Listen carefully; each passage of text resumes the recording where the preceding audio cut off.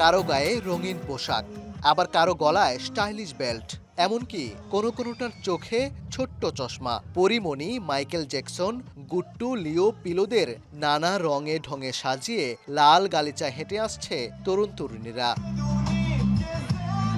International পেট day উপলক্ষে বাংলাদেশ কৃষি বিশ্ববিদ্যালয়ের হেলিপ্যাডে বসে ব্যতিক্রমী এই ক্যাট শো।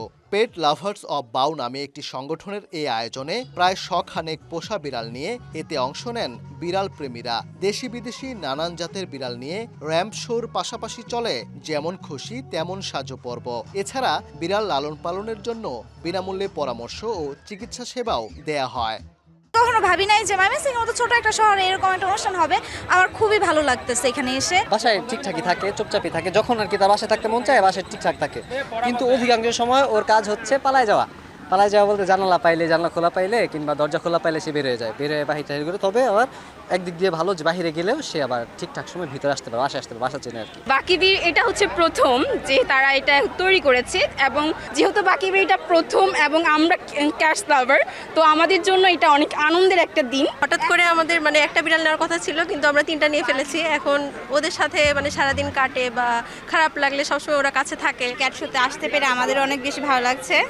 আশা করি আমাদের বিড়ালদের অনেক বেশি ভালো লাগছে, কারণ হচ্ছে অন্য সবার সাথে খুব ভালো সে মিশছে। Today we will be giving the vaccine and also the general checkup will be there.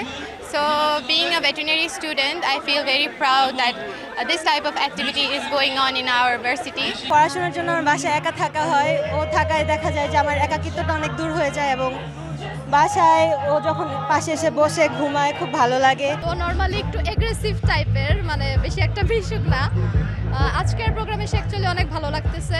আয়োজকরা জানান, সকল প্রাণী ও সৃষ্টির প্রতি ভালোবাসার বার্তা ছড়িয়ে দিতেই তাদের এই আয়োজন। আগামী দিনগুলোতে আমরা চাবো সবসময়ই প্রত্যেকটা পোষা প্রাণী মানুষকে যেমন সঙ্গ দিবে, মানুষও তেমন তাদেরকে স্নেহ, মমতা এবং ভালোবাসার বন্ধনে আবদ্ধ রাখবে।